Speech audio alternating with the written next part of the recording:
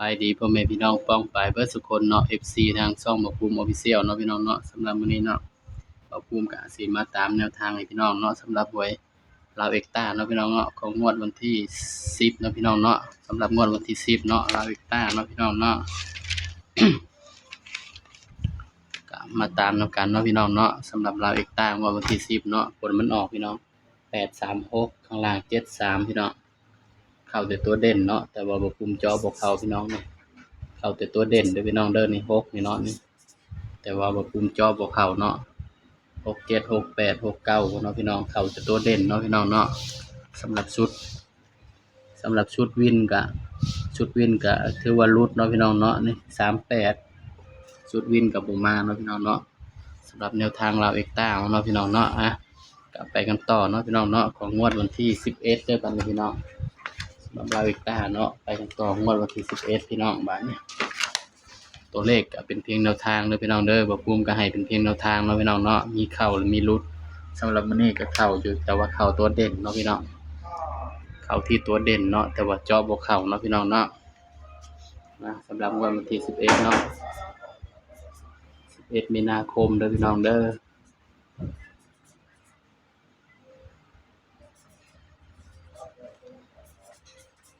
11มีนาคม68เนาะ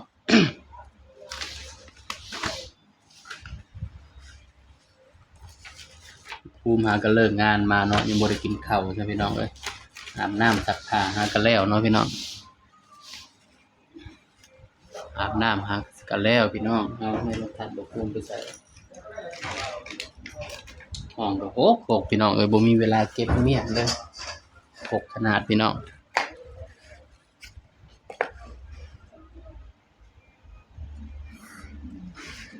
วันที่11เด้อพี่น้องเด้อสำหรับหวยลาวเอ็กต้าเนาะพี่น้องเนาะ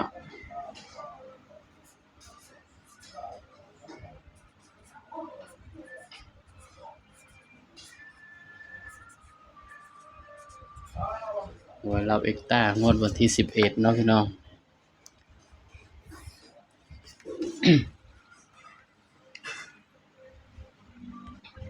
อย่างเมื่อวานนี่มันออกอย่างบ่ภูมิก็บ่ได้จดไว้เนาะพี่น้องเนาะ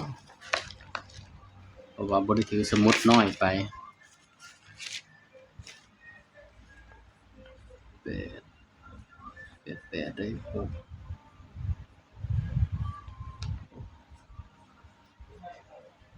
8 3 1ก็ไปตามกันต่อเนาะพี่น้องเนาะสำหรับเราเอ็กต้าเนาะพี่น้องเนาะสำหรับมันออกมื้อนี้เนาะ836กับ73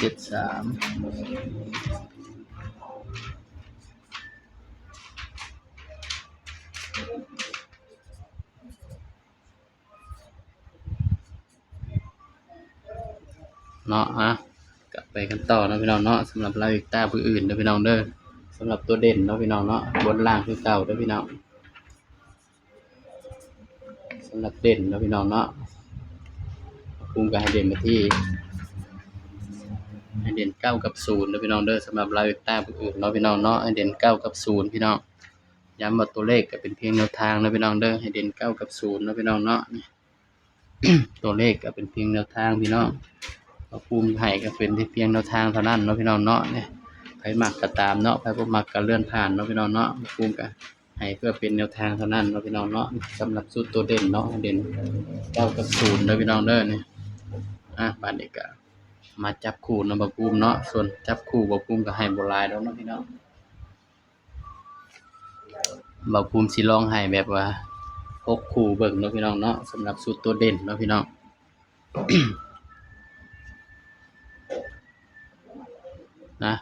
ก็มาจับคู่นำกันบัดนี้พี่น้องเฮาก็จับ9ก่อนเนาะเพราะมันเด่น9เนาะ93 96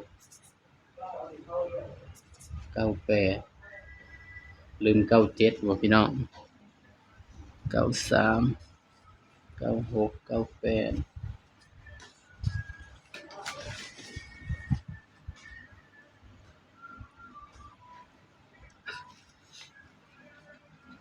ติด97ไว้นำเนาะพี่น้องเนาะ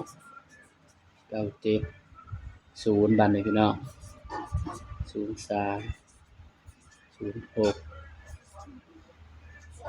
07 08นี่เด้อพี่น้องสำหรับแนวทางลาวอีกต้าเนาะกันไว้มิดเดียว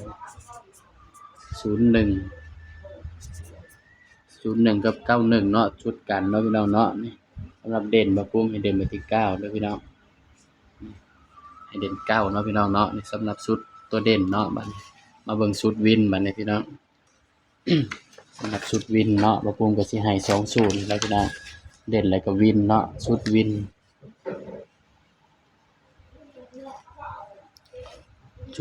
เนาะ11 17ได้8 8 6 3ชุดวินก็คือพี่น้อง1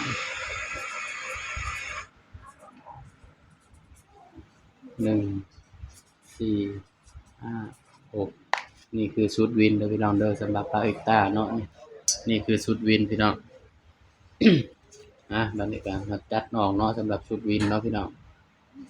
กระดาษบ่คุ้มกับเปลืองแน่เนาะพี่น้องเนาะเปลืองก็สร้างมาเนาะพี่น้องเปลืองก็เปลืองเลยเนาะพี่น้องเนาะลงถ้าว่าลงหลายคลิปมันก็เปลืองกระดาษเนี่ยพี่น้อง46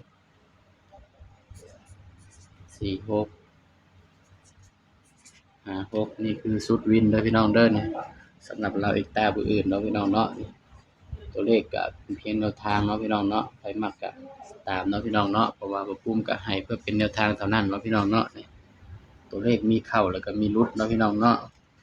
สำหรับคลิปนี้เนาะพี่น้องก็อย่าลืมกดไลค์กดแชร์กดติดตามช่องหมอปุ้ม Official เด้อพี่น้องเด้อตัวเลขมีเข้ามีหลุดเนาะพี่น้องเนาะหมอปุ้มให้ก็เพื่อเป็นแนวทางเนาะพี่น้อง สำหรับมื้อนี้ก็เข้าแต่ตัวเด่นเนาะพี่น้องเนาะ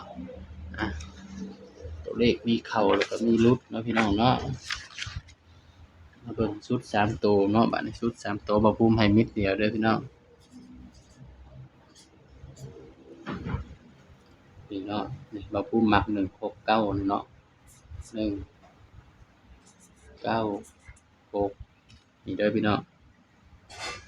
สำหรับมิด3ตัวเนาะบ่ปุ้มให้ตัวเดียวไปเลยพี่น้องนี่